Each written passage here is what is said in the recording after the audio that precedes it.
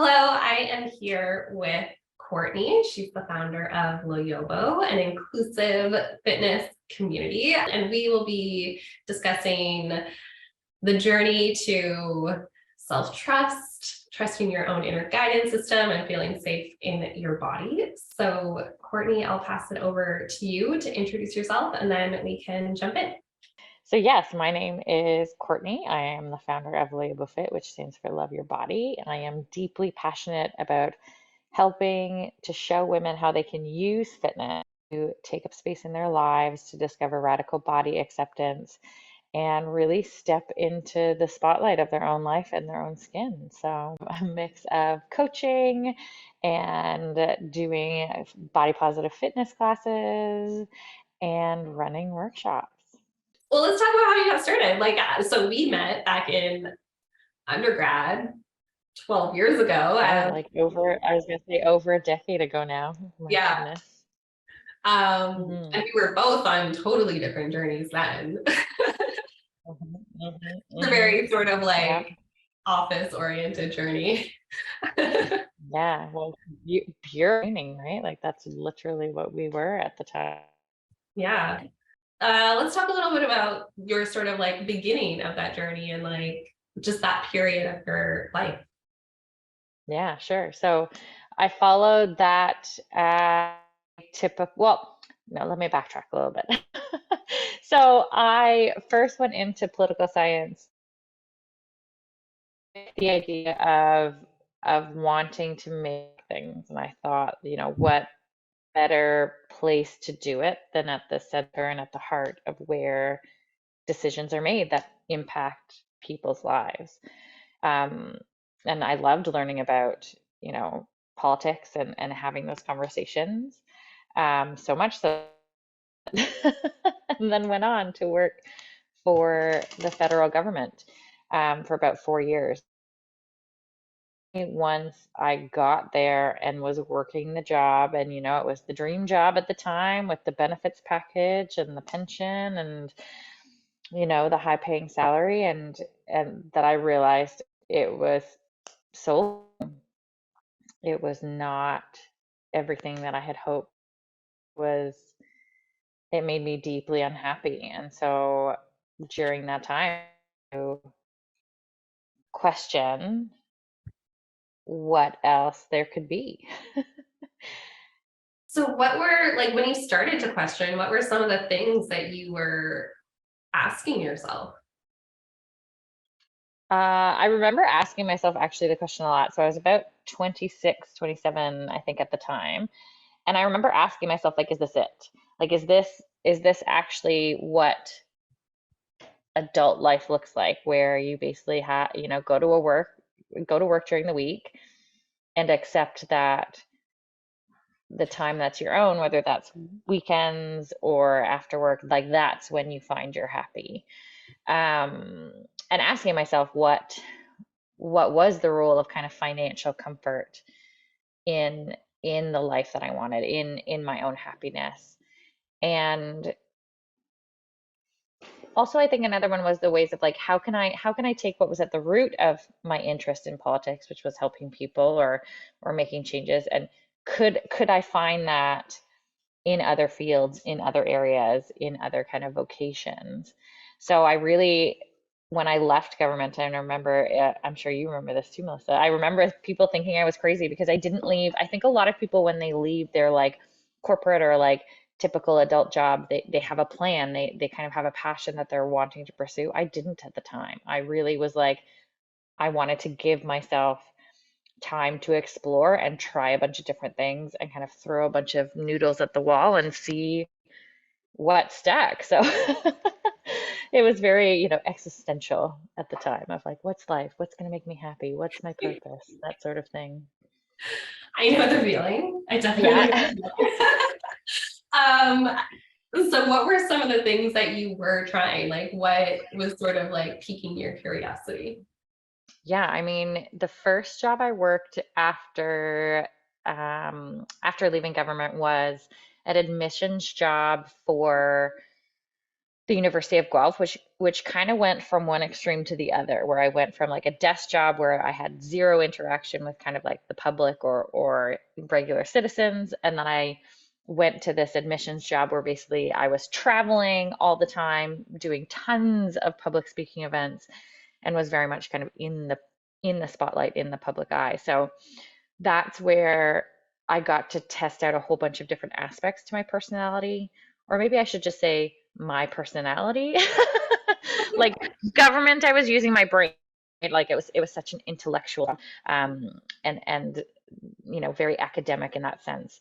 And then I went to this other job where it was all about kind of my charisma and my persona and my ability to relate to people, which I think was a really good move. If you're somebody who's struggling, like try something that's totally the opposite. And then that started right away helping me say, okay, picking out those pieces. Okay, I liked this aspect. Especially as compared to government, it made it very obvious of like, I'm a people person. So that's one aspect that moving forward, I know that I want to seek out. I want to seek out that connection, that involvement, that engagement, which I was lacking when I just spent 8 hours a day in a cubicle or an office. So that was one thing, but I also like it's where kind of the fitness bug started. One of the things I was doing while I was still pursuing kind of typical, daytime jobs, I was slowly starting to try teaching on the side, and it started with Zumba. So that's where I also was really exploring, I'll use the word alternative models of earning a living. So instead of a single job with a single income, I was like, okay, could I maybe be satisfied earning different, having multiple jobs, earning different sources of income so that I don't have to put all my eggs in one basket, so to speak, which ended up being the case for quite a while, like quite a few years as I was doing this self-discovery. Which is totally also like a different kind of security.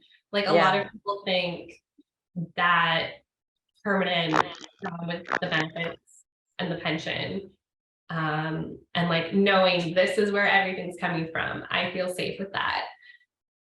And then like alternatively, you spread it out, you diversify, and sort of like no single thing is going to make or break you. Yeah, and one, it takes the pressure off too, right? Like all of the jobs that I worked during this time kind of pulled from different skill sets. Mhm. So I never felt like if I was drained by one. So for example, like I did a different job at the University of Guelph where it was very similar to my bureaucratic job where it was a lot more administrative, a lot less contact with people.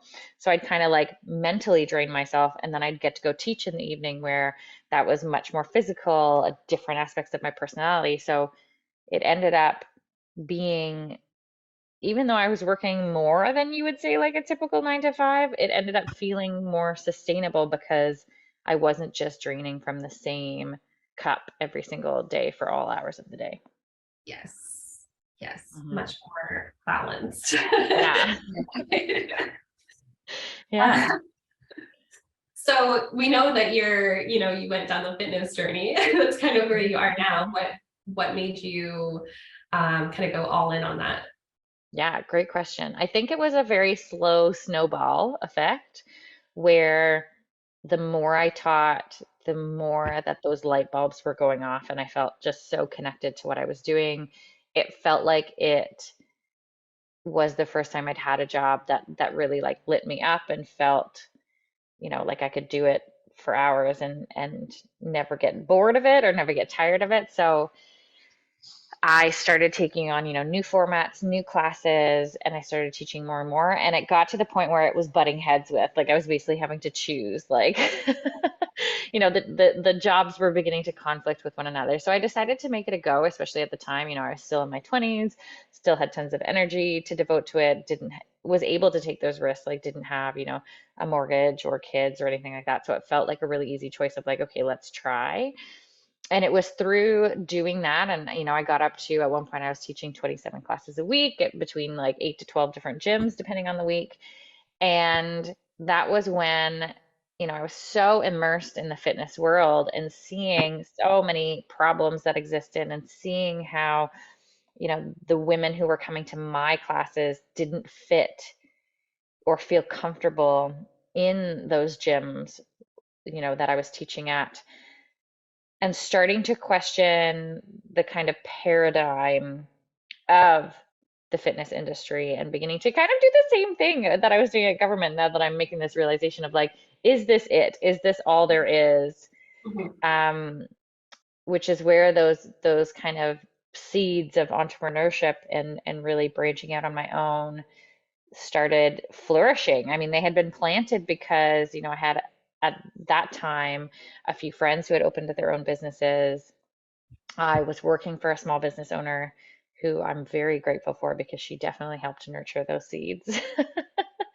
Um, and that's where it ended up in 2017. I began to start to run my own classes, and same thing, snowball effect. Like the more I did it, the more that I enjoyed it, the more that I enjoyed it, the more results I was getting, and I really kept wanting to see. Like I always kind of use a guiding question where I ask myself, would I regret not doing it?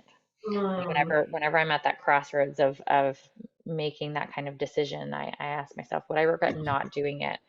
And so that usually means I end up saying yes to what would be considered the more like risky thing.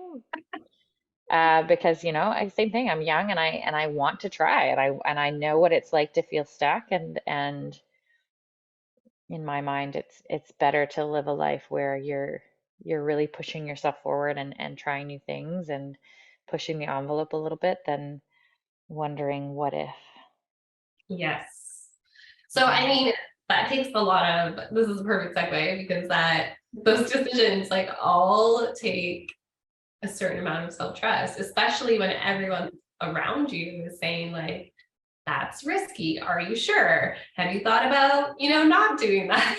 Yeah, or even like much more blunt things like you're crazy, this is a dumb decision, you're gonna Yes. regret this. Like I Yeah, had I've had that too. Like, Yeah. Oh, if yeah. you're making a It's really dumb decision. I'm like, especially from other women who often brought up things. I don't know if you got this at all, Melissa, but definitely being a woman in my 20s, I had older women saying to me like, "Well, what about mat benefits? What about when you have kids?" Um, and kind of, leading from that place of like real fear of, yeah. how are you going to provide? How are you going to?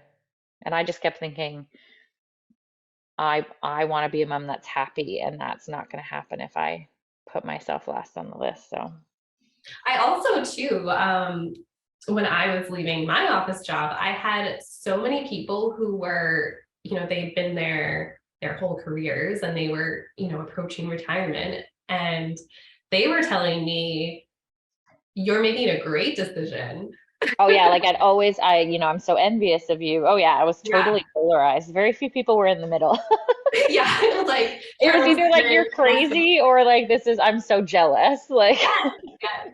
And now I get a lot of that too, of like, wow, like what you're doing is so cool. I'm living vicariously through you. And I'm just like, you can do it well, and too. I think that that's to come back to originally part of your question, which is that self-trust is, I think too is I've had some people who really couldn't understand the like lack of plan, like the fact that I didn't have a plan. And for me, I think that's where the self-trust comes in, is that it's not as if I felt 100% sure, 100% confident that I knew what I was doing, or I knew how it was going to turn out, or I even knew that it was going to be successful. It was more so, number one, that question of I was 100% sure that I wanted to at least try, and that I Mhm. felt sure of myself that I would regret it and always wonder if I didn't try. So that kind of trust in my own intuition and desires and goals and things like that. But on the other part of it, it's the self-trust of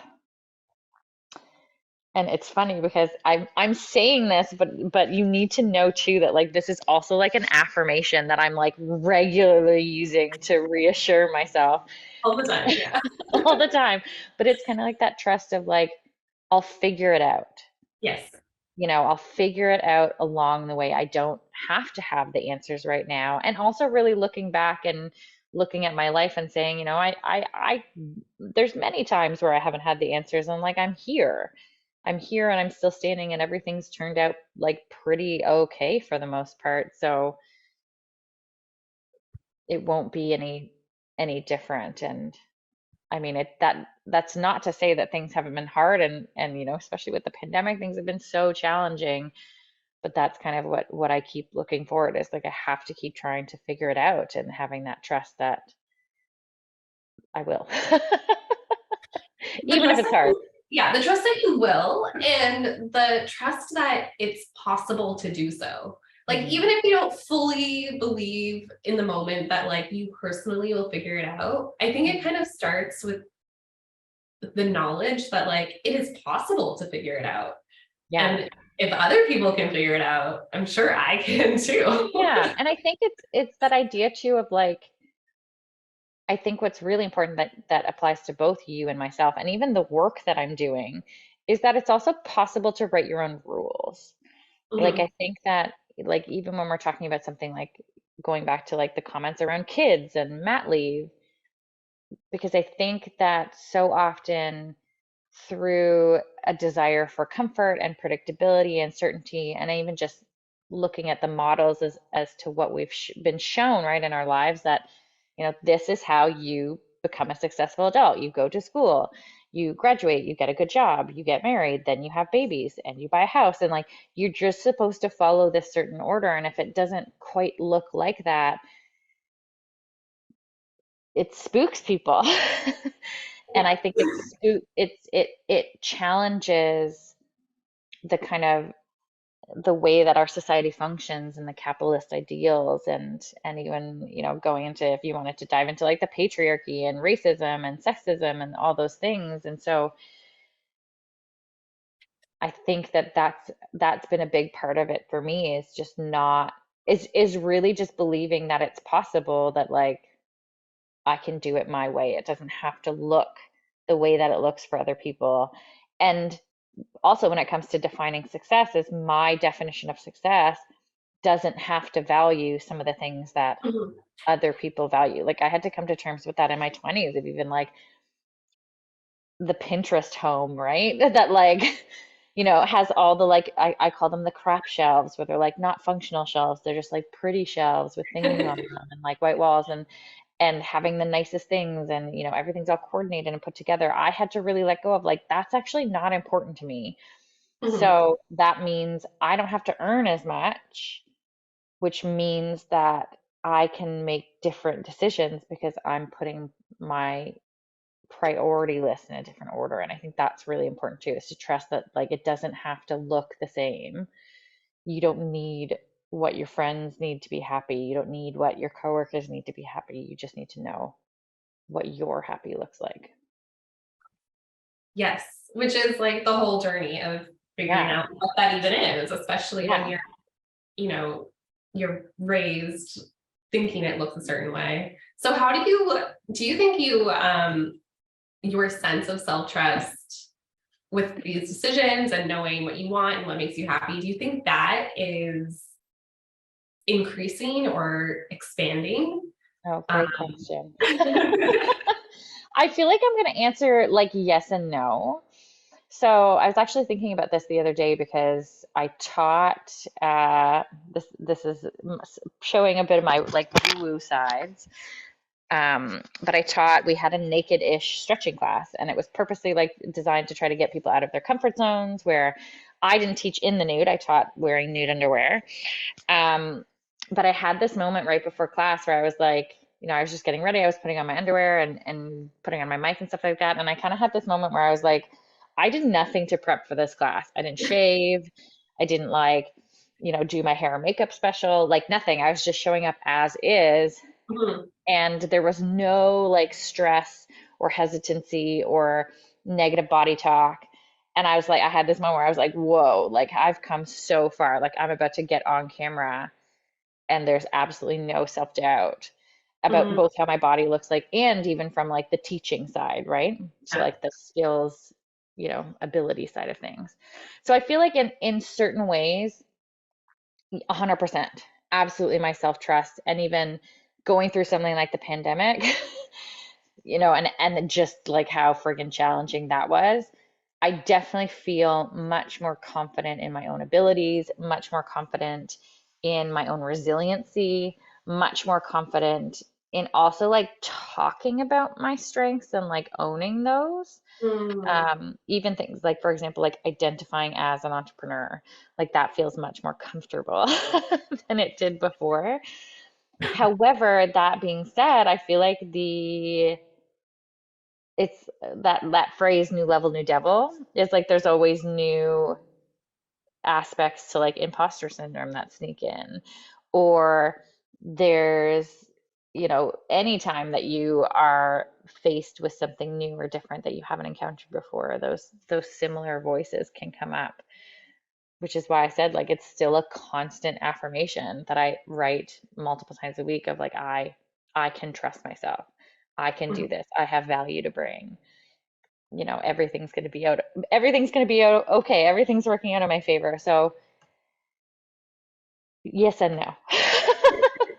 In conclusion, enough. Yeah. Oh, I get that too. It's like, yes, of course, like my concept of what self-trust even means to me has expanded, and I have a better understanding of what that is for myself. But of course, there are things that are just totally new to me, and it's like, do I know how to deal with this? for I those of you who can't see Melissa right now, she's being gently pawed by her cat, being like, I would like some love, please, Mom. It's adorable to watch. um, so on that topic, is there a certain way that trust feels within your Oh, good question, Melissa. My goodness. I think one, oh, geez, I feel like I could go in so many different directions asking this. I feel like number one, I'm going to answer this from like a very Loyobo perspective, which is like I like to tune into what it feels like in my body. That's a big one for me. So what it feels like in my body is usually the energy of excitement, which is I want to clarify because it doesn't mean that there's not like nerves there or anxieties, but it feels like that joyful excitement. Mhm. And usually it feels like light and just energized. Often if it's the wrong decision, so if it's like me going against my self-trust, I'll feel kind of like a physical ick or a physical kind of discord. Yeah, like a So contraction. yeah, so tuning into my body it has been huge to which is something I do so much in our community for so many other reasons is learning how to understand your body's language and what it's trying to tell you and what things look and feel like in your body. So that's a huge one. I think that the harder part of self-trust, which is coming back to that like new level, new devil, which is really it's it's being comfortable and learning how to really ask yourself questions and be uncomfortable. Like Mm, be really willing to look in the places that maybe you don't want to look. I think is huge. And I think that's it's part of building that trust, as we've just said, is that idea of I can do this, I'm going to be okay, I'm going to figure it out. The deeper you go into self-trust, the more that means sitting with the crap, sitting with the really uncomfortable stuff. So it still to this day feels uncomfortable, but I wanted one of the first words that actually came to mind though, Melissa, was like easy. mm, And I wanted to say it always feels like the easy choice. And I don't mean that to say it's like the most simple choice or the mhm. least challenging choice, but it's the easiest choice because of the alignment usually of putting myself first and believing in myself. And so that's what came to mind, but it's definitely not an easy thing to put into words Yeah. because it's so different situation to situation and throughout our lives. But I think that's why my first answer is to go to the body because that always feels the same. Yes. Do you think that sort of going down that fitness path and like the very physical, um, sort of like embodied path. Um, do you think that helped you? 100%. Yeah. Yeah, 100%. And it's actually why I think I keep getting drawn back into fitness, because for me, fitness was the foundation. It was by connecting with my body and doing things that made me feel strong in my body, like weightlifting and strength training, and also things that made me feel sexy in my body and brought me joy, like Zumba, or even, I don't know if you, this is going back into the archives. I've dabbled in things like pole fitness before and like all kinds of things. Um, if you can't learn how to physically be with yourself, if Mhm. you can't learn how to tune into your body, that's such a huge piece of it. So it's often how I describe it to my clients. It's like we have to learn how to be with ourselves. And a huge part of that is sitting with your body and learning how to be with your body and seeing the value and the worthiness of your body.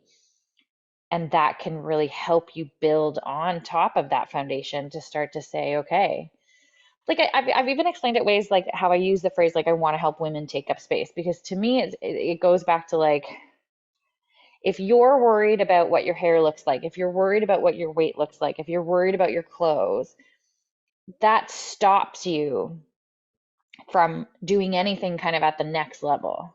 Mhm. Where I'm talking about, okay, what are you saying? Who are you talking to? Are you at the table? You're not even thinking about those things because you're so kind Yeah. of at the basic level. And that's kind of the goal with self-trust, right? Is like, can we go deeper? Can we go to those, higher levels? And so I think, yeah, it was connecting with my body first, that and really being sure of its value and its worthiness, Mm. especially once I did the body positive anti-diet culture work, right? Of it's knowing its value and its worthiness, regardless of what I look like, Yeah. regardless of how much I weigh, that then created the space and the opportunity for me to start to see my own worth and my own value in other ways too. Mm. And it gave me the tools. Like I think that's what's most important too, is it gave me the tools to process some of those uncomfortable feelings. Yeah.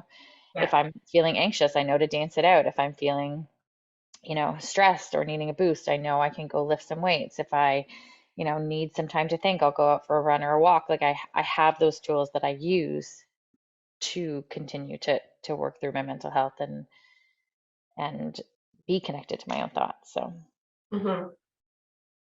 That's great. And those are great practices too. Like I find the same with dancing is just like a great quick way to like get in any kind of mood. Like pick the mood you mhm. want, you can get into it. But Yep. also just to like actually move energy like through your body. Absolutely, yeah. And it's why actually I've really started to do the process of shaking, which is almost like a step down from dancing, because it there's like even less, yeah, do like the Muppet shake or the no bones, pretend like you have no bones in your body, and that, do it for 10 seconds, and it can be a total game changer. So, Yeah. yeah. I think the part of the issue is that, especially in our modern day society, and especially with women, our bodies are seen as something to dominate, Hmm. right? It's kind of like the idea of nature in general, right? Like uh, being civilized or being successful requires you to overcome the kind of like monkey brain desires and be better than that. And I think that that's part of where the self-trust, where the lack of self-trust comes in, especially for women, is like we're taught that our bodies are emotional, our bodies are unpredictable, our bodies are out of control, that we need to tightly control them, that we need to punish them, that we need to restrict them. And that, of course, doesn't foster or celebrate the narrative of self-trust.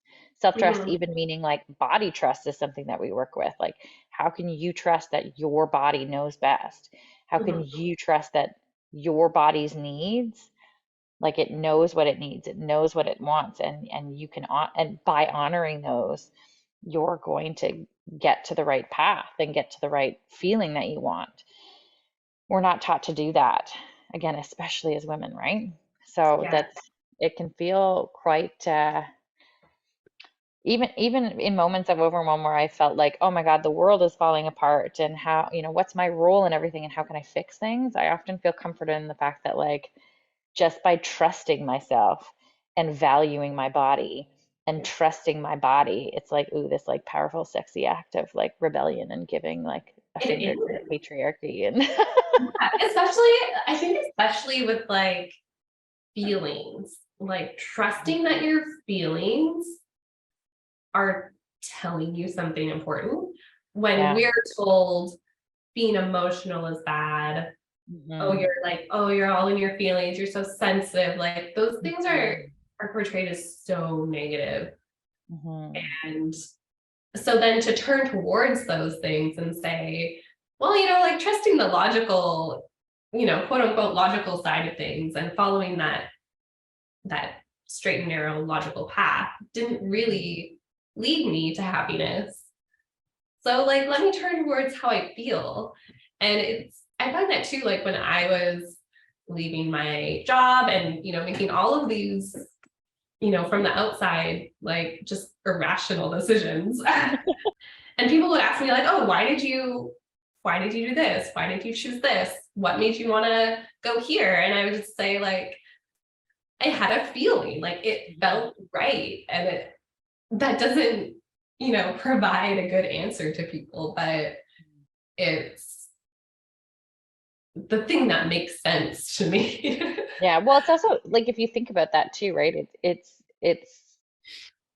I feel like we're taught to look for the certainties. So we're taught to look for like the science and the, even when we're talking about that proven pathway, right? Well, other people have done this and their lives turned out okay. And so that idea that you're trusting yourself and your intuition, I think again, for many of us just feels foreign and therefore feels wrong. Mhm. And is why so many people kind of push back against it and feel so uncomfortable versus, you know, I think that something that we often teach in our community is that your feelings are always real, but they're not necessarily what's truth. Mm. And I think that when you're used to stuffing down your feelings and avoiding your feelings and not asking questions and not exploring your tuition, then that also makes it seem like a crazy irrational choice to follow your feelings because there is no trust or exploration or communication there. And so that goes hand in hand as, self-trust and body trust doesn't necessarily mean just, that everything you feel is right and true. It means you trust it enough to listen and you Mhm. trust it enough to ask questions and explore it and sit with it. Yeah. That's really what it is. It's like going beyond the like, no, no, no, push it down. No, no, no, avoid it. No, no, no, like we can't feel that. That feels uncomfortable. I don't want to go there. Yeah, that's uncomfortable. Yeah. It's sitting with it. It's really sitting with it and being open to it and recognizing it's there and exploring it. Because I'm sure you and I both have had many times where like we have a feeling and it totally ends up, you know, when we break it down, either not being what we thought it was or not being the right direction. But you can only figure those out and start to kind of sift through the mud to find those gems.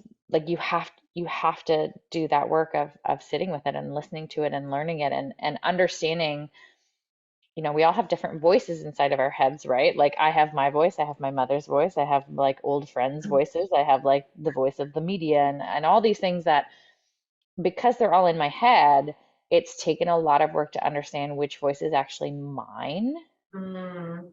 versus what are those like learned or programmed stories, thoughts, and behaviors. So that's a big part of it too, is like sometimes I give the analogy of like an out of range radio or whatever, and you're trying to tune that dial to get a clear signal and clear out the static. So that's the work of self-trust is is again asking questions and exploring, is this my voice? Is this actually my intuition, or Mhm. Is this a pattern that I'm repeating or a behavior that I'm mimicking or something that was given to me? So, Yes. So is there a different kind of practice that you do if you want to kind of separate those voices out and say like, mm. yes, this one's mine, this one's not. I mean, I think that that's where meditating definitely has come in. But I think that it all comes back to that same idea of asking questions and really sitting with it. And I will absolutely preface that, like, the vast majority of this work I don't do alone. I get I have helps from whether it's therapists, coaches, other wellness professionals, or even friendships, like ours. And I cherish, looking for that input of of giving myself self time to sit with things, intentional time, right? Where I'm, again, that's where I go to like the meditation where I'm sitting with it. I'm purposely taking time to just be and explore and ask those questions. I think that that's mostly what it comes down to. Mhm. Definitely. And I find like I have different sort of methods of getting the thoughts out of my head so I can Hmm. observe them from a distance. So it might be Yeah. physically writing in a journal, it might be my sort of journal on my laptop so I can just type faster and like word Yeah. vomit, or I'm it a, might I'm a big talk it outer. yes, yeah, Like which just speak them into existence and see what happens. I feel like, what does this sound like? What is when Yeah. I no, I definitely would not say that. That's Yeah. Sometimes though I find that like even I'll be talking to my best friend or whatever and I'll be like, and I'll be like, I have a question, then I'll kind of like answer my own question, and then I'll kind of like finish the thought and be like, thanks so much, and they'll be like, I didn't even say anything, and I was like, I know, I just needed you to like be here while you I. need to hear it. Yeah. And my roommate is next to me and laughing right now because she's just like, yeah, like you do that all the time. Well, it's just, like it's Yeah, such a great way to process because it's sort of like this multimodal situation where you're saying it, you're voicing it and giving it words and yeah, constructing those thoughts and feelings into, a sentence. yeah. And But and a you're lot of times hearing I think it comes down to like we don't even give ourselves often the chance to do that. it. Like I Mhm. remember working with a client once where we were it's in my Love Your Body program, which is where we go like deep into these kind of ingrained and learned diet culture stories about you and your body. And at one point I said like, can you vocalize the thoughts? Mm, And she couldn't, even over the course of 12 weeks. Now she did a lot of other healing and a lot of other progress, but that was a real block for her. And I think it is for many of us of like, if I speak things aloud, if I look at them, if I spend time with them, they're real, and mm, that's scary. Um, but also know that it's an incredibly powerful release to, shame lives in darkness. So the more that you talk about it, the more that you examine them, and the more that you can have conversations and explore and be open to it, the less power that they have over you, and the more that you can start to see them for what they really are. So highly recommend. highly recommend. And with that as well, I think being able to kind of curate your circle of people who are going to be those non-judgmental, safe sounding boards for Yeah. you to just say it. And they're Yeah, not going to, community is key yeah, in all of this. yeah. Community is key. Any kind of like final thoughts or kind of areas that you are exploring right now for yourself, or your Good comfort zone that question. you're expanding? Yeah, I will say so. I'm in the middle of going through a separation and divorce, and I think that I always talk about self-love and self-trust being a bit of an onion, where you kind of peel back layers at a time, and you think you're done, and then you're like, oh no, there's another layer underneath. But you kind of life waits until you're ready to start exploring. So that's been a big area of expansion into self-trust. Being a woman in her 30s, uncovering all those stories, right? Of like what it means to be single, what it means to be divorced, how to value and trust my own judgment when it comes to love, when it comes to a romantic relationship. I mean, let alone the idea of like, yeah, starting a family, having kids, and how that all comes into it, and coming back to that trust of it's going to be okay. I will figure it out. That's definitely been, and I mean, when we talk about love and relationships, right, that bleeds into everything. That bleeds into my business and the choices I make and the life that I live and how I show up. So that's kind of the new area is like, okay, can I take what I've learned and apply this to love? Yeah, big questions. And if you want to just say where people can find you and your amazing community, and then we can end it there. We are on Instagram and Facebook, so you can find us at Loyobo Fit, which is LOYOBOFIT. And if you find us on there, we've got some great links for some free resources if you're looking to start to do this sort of work, especially on the path of body trust and learning how to sit with yourself and embrace the body that you have. I'd love to meet you. And if you want to dance it out together, as Melissa said, always down for a dance party. Dance party. All right. Yeah. Well, this has been amazing. Thank you so much for your time and this amazing conversation. I think Thanks for every having me. I'll come back anytime, my dear. perfect. You know I'm always down for some naked stuff too. Same. I think we know that. Yeah. Yeah, yeah. Twinsies. Well, I'll let you run and prep for your next call. And we will talk soon. All right. Bye, hon.